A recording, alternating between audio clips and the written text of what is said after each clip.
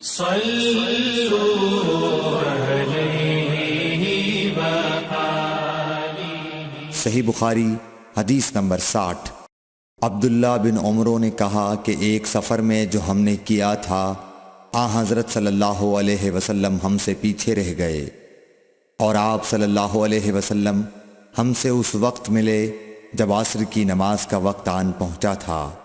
ہم جلدی جلدی وضو کر رہے تھے، پس پاؤں کو خوب دھونے کے بدل ہم یوں ہی سا دھو رہے تھے۔ یہ حال دیکھ کر آپ صلی اللہ علیہ وسلم نے بلند آواز سے پکارا، دیکھو ایڑیوں کی خرابی دوزخ سے ہونے والی ہے۔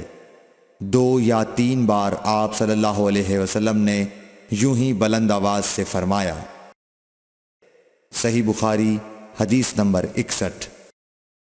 حضرت صلی اللہ علیہ وسلم نے فرمایا، درختوں میں ایک درخت ایسا ہے کہ اس کے پتے نہیں جھڑتے، اور مسلمان کی مثال اسی درخت کی سی ہے، بتاؤ وہ کون سا درخت ہے؟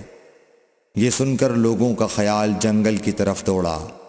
عبداللہ رضی اللہ تعالی عنہ نے کہا، میرے دل میں آیا کہ وہ کھجور کا درخت ہے، مگر میں اپنی کمسنی کی شرم سے نہ بولا۔ آخر صحابہ نے حضرت صلی اللہ علیہ وسلم سے پوچھا کہ وہ کون سا درخت ہے؟ آپ نے فرمایا، وہ کھجور کا درخت ہے۔ صحیح بخاری حدیث نمبر 62۔ حضرت صلی اللہ علیہ وسلم نے فرمایا، درختوں میں سے ایک درخت ایسا ہے کہ اس کے پتے نہیں جھڑتے، اور مسلمان کی بھی یہی مثال ہے، بتلاؤ وہ کون سا درخت ہے؟ یہ سن کر لوگوں کے خیالات جنگل کے درختوں میں چلے گئے۔ عبداللہ نے کہا کہ میرے دل میں آیا کہ بتلا دوں کہ وہ کھجور کا درخت ہے، لیکن وہاں بہت بزرگ موجود تھے، اس لیے مجھ کو شرم آئی۔ آخر صحابہ نے عرض کیا، یا رسول اللہ، آپ ہی بیان فرما دیجئے۔ آپ صلی اللہ علیہ وسلم نے بتلایا کہ وہ کھجور کا درخت ہے۔ صحیح بخاری حدیث نمبر 63۔ حضرت صلی اللہ علیہ وآلہ وسلم ایک بار مسجد میں بیٹھے ہوئے تھے، اتنے میں ایک شخص اونٹ پر سوار ہو کر آیا اور اونٹ کو مسجد میں بٹھا کر باندھ دیا۔ پھر پوچھنے لگا، بھائیو تم لوگوں میں محمد کون سے ہیں؟ حضرت صلی اللہ علیہ وسلم اس وقت لوگوں میں تکیہ لگائے بیٹھے ہوئے تھے۔ ہم نے کہا، حضرت محمد صلی اللہ علیہ وسلم یہ سفید رنگ والے بزرگ ہیں جو تکیہ لگائے ہوئے تشریف فرما ہیں۔ تب وہ آپ سے مخاطب ہوا کہ اے عبد المطلب کے فرزند۔ آپ صلی اللہ علیہ وسلم نے فرمایا، کہو میں آپ کی بات سن رہا ہوں۔ وہ بولا، میں آپ سے کچھ دینی باتیں دریافت کرنا چاہتا ہوں، اور ذرا سختی سے بھی پوچھوں گا تو آپ اپنے دل میں برا نہ مانیے گا۔ آپ صلی اللہ علیہ وسلم نے فرمایا، نہیں، جو تمہارا دل چاہے پوچھو۔ تب اس نے کہا کہ میں آپ کے رب اور اگلے لوگوں کے رب تبارک و تعالی کی قسم دے کر پوچھتا ہوں، کیا آپ کو اللہ نے دنیا کے سب لوگوں کی طرف رسول بنا کر بھیجا ہے؟ آپ صلی اللہ علیہ وسلم نے فرمایا، ہاں یا میرے اللہ۔ پھر اس نے کہا، میں آپ کو اللہ کی قسم دیتا ہوں، کیا اللہ نے آپ کو رات دن میں 5 نمازیں پڑھنے کا حکم فرمایا ہے؟ آپ صلی اللہ علیہ وسلم نے فرمایا، ہاں یا میرے اللہ۔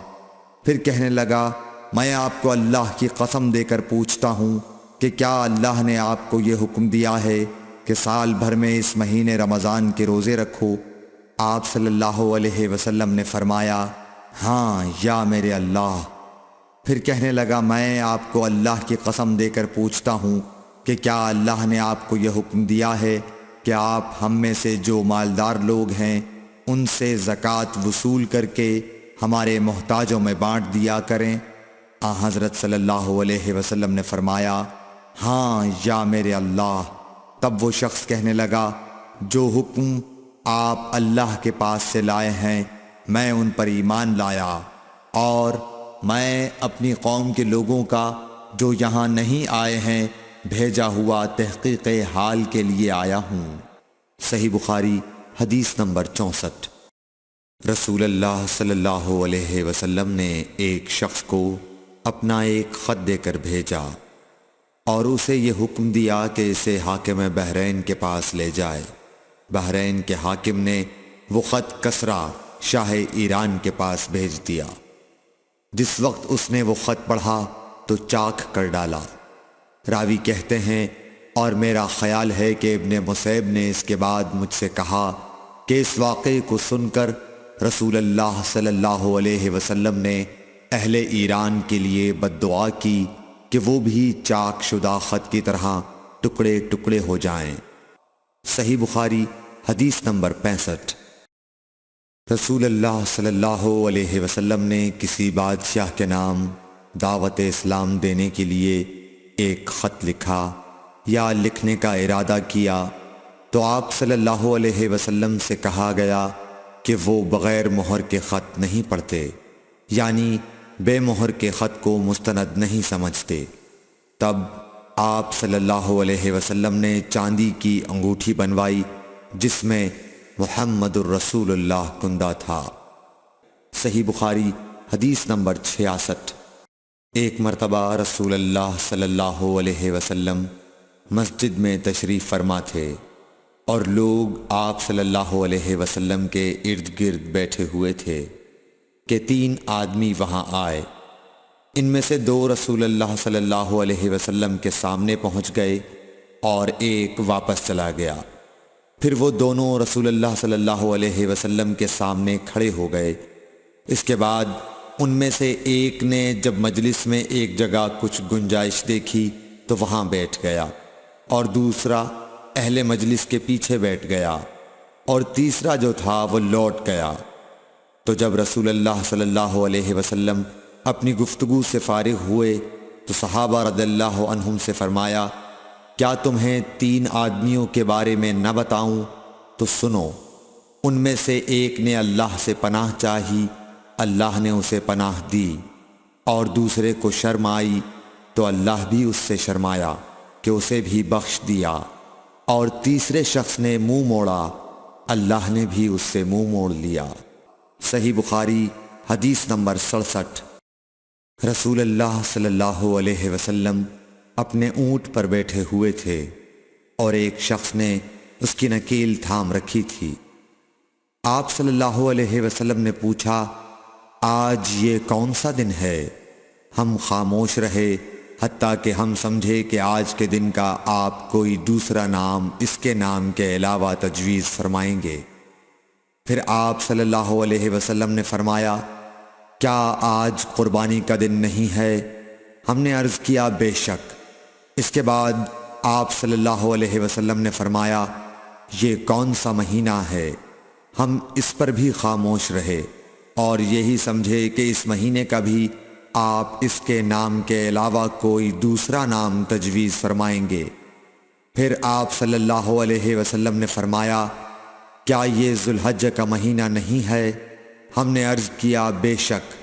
آپ صلی اللہ علیہ وسلم نے فرمایا، تو یقیناً تمہاری جانیں اور تمہارے مال اور تمہاری آبرو تمہارے درمیان اسی طرح حرام ہیں جس طرح آج کے دن کی حرمت تمہارے اس مہینے اور اس شہر میں ہے۔ پس جو شخص حاضر ہے اسے چاہیے کہ غائب کو یہ بات پہنچا دے، کیونکہ ایسا ممکن ہے کہ جو شخص یہاں موجود ہے وہ ایسے شخص کو یہ خبر پہنچائے جو اس سے زیادہ یاد رکھنے والا ہو۔ صحیح بخاری حدیث نمبر 68۔ رسول اللہ صلی اللہ علیہ وسلم نے ہمیں نصیحت فرمانے کے لیے کچھ دن مقرر کر دیے تھے، اس ڈر سے کہ کہیں ہم کبھی دخاطر نہ ہو جائیں۔ صحیح بخاری حدیث نمبر 69۔ آپ صلی اللہ علیہ وآلہ وسلم نے فرمایا، آسانی کرو اور سختی نہ کرو، اور خوش کرو اور نفرت نہ دلاؤ۔ صحیح بخاری حدیث نمبر 70۔